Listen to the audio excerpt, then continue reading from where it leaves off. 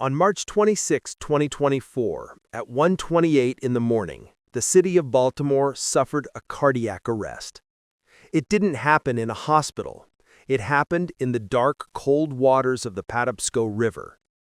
A 984-foot container ship, the Dolly, lost power and drifted. Without steering, 100,000 tons of steel and cargo became an unguided missile.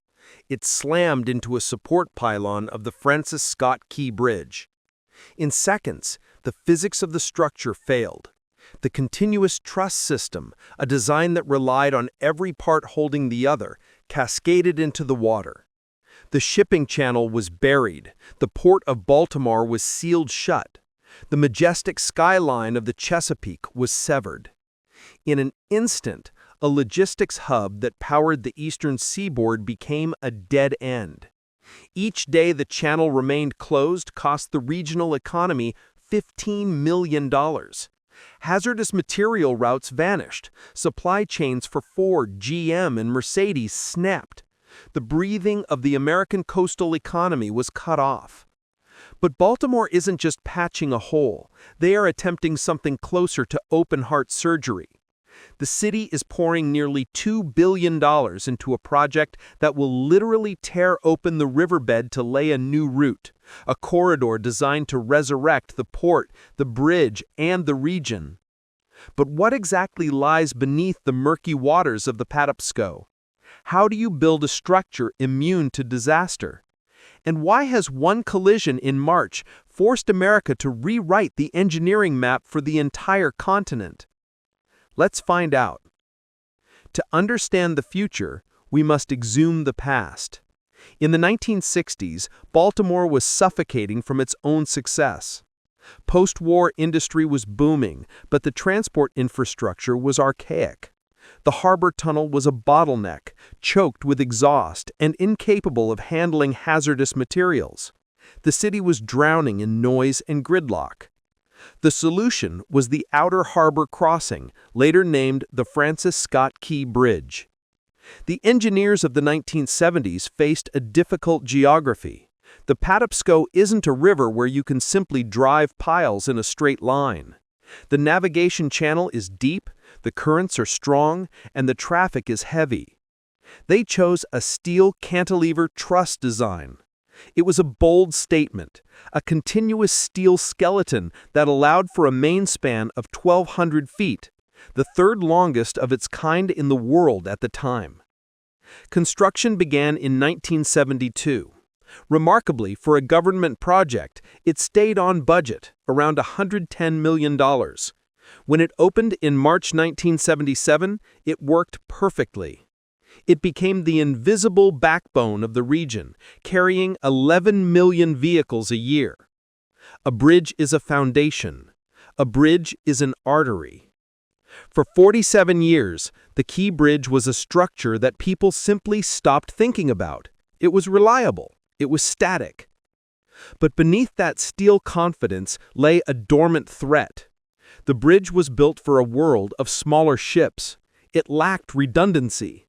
And as is often the case with things that just work, we failed to notice that the world around the bridge had changed until a vessel the size of a skyscraper arrived to test it. The Dolly was not just a ship. It was a symbol of modern globalization, massive, heavy, and hard to stop. When its electrical systems failed that night, the vessel didn't just drift. It carried momentum that no 1970s engineering standard could withstand. When the prow struck the pier, it wasn't a gradual failure. It was catastrophic and instantaneous. The bridge supports were not protected by modern dolphins, those large concrete bumpers you see on newer bridges. The concrete pier shattered. The truss, having lost its footing, followed gravity into the river. The domino effect was immediate. Baltimore is the premier U.S. port for automobiles and light trucks. Suddenly, that cargo had to be diverted to Newark, Norfolk, and Philadelphia. The cost of logistics spiked. The local fuel supply chain entered a crisis mode, with tanker trucks forced into massive detours. the U.S. Army Corps of Engineers mobilized the largest crane barges on the East Coast to pick apart the wreckage, steel beam by steel beam. But while they cleared the channel, the authorities came to a realization. You cannot simply rebuild what was there. You need something new, something higher, something stronger. Enter the $1.7 billion replacement. Where the heavy steel truss once sat, two towers will soon rise, thin and straight as needles. This is a cable-stayed design, the gold standard of modern long-span engineering. The differences are staggering. The old bridge stretched 1.6 miles, the new one will reach nearly 2 miles. The main span will explode from 1,200 feet to 3,300 feet. By pushing the support towers closer to the shoreline and out of the deep channel, engineers are drastically reducing the risk profile. The new vertical clearance will be 230 feet, accommodating the largest container vessels on Earth. But the most critical upgrade lies at the waterline. The new towers will be fortified by massive protective islands, dolphins. These aren't just concrete blocks. Their shapes are determined by hydrodynamic simulations. If a ship like the Dali loses power again, it won't hit the bridge. It will run aground on a sacrificial barrier designed to absorb the kinetic energy and deflect the vessel away from the critical structure. The bridge itself is being designed for a digital world. The cables, looking like organ pipes from a distance, are bundles of galvanized steel wire wrapped in anti-corrosion sheathing. Inside the structure, a nervous system of sensors will monitor cable tension, vibration, and temperature in real time.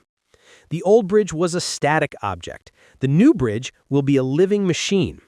It will breathe via damping inserts that allow for thermal expansion and contraction. It creates a feedback loop where risk isn't a fear, it's a calculated design parameter.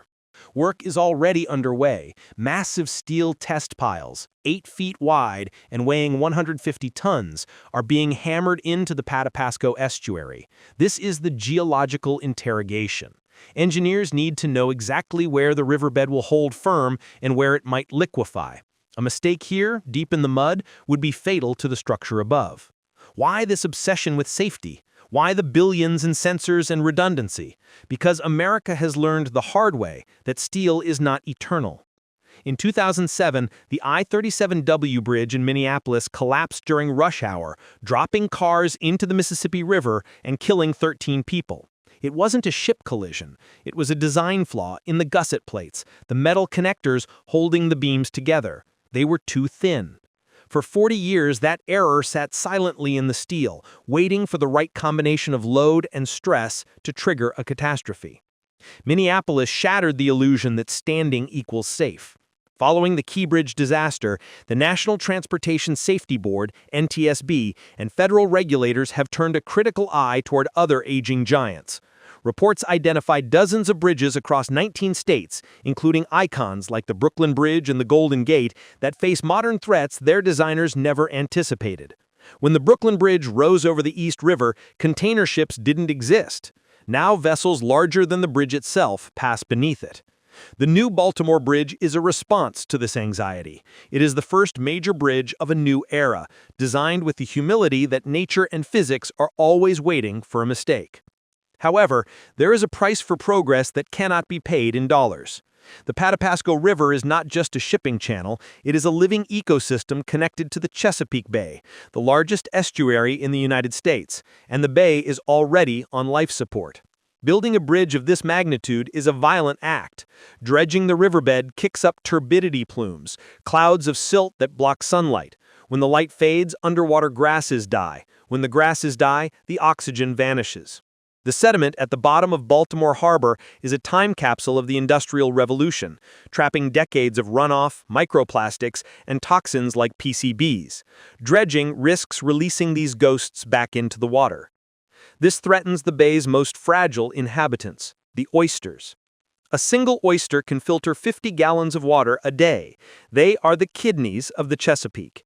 Restoration projects have spent years rebuilding reefs to clean the water naturally, but a massive construction project, with its noise, sediment, and seabed disruption, threatens to undo years of biological progress. It is the central conflict of the modern age. We need the bridge to sustain the human economy, but building it wounds the natural one. The new bridge, slated for completion around 2028, will be more than a crossing. For the truck driver hauling produce, it means the end of hour-long detours. For the port worker, it means job security. For the commuter, it means a shorter road home to their family. But for the engineers and the nation, it represents a shift in philosophy. The collapse of the Key Bridge was a tragedy, but it was also a wake-up call. It forced us to look at our infrastructure not as permanent monuments, but as aging systems operating on borrowed time. Baltimore is building a structure designed to survive the unthinkable. It is being built with stronger steel, smarter sensors, and a wary eye on the environment it disrupts. When the first car drives over the new span, it will cross a structure born from disaster, a bridge that serves as a reminder that in the battle between human engineering and the laws of physics, you don't get to break the rules, you only get to respect them.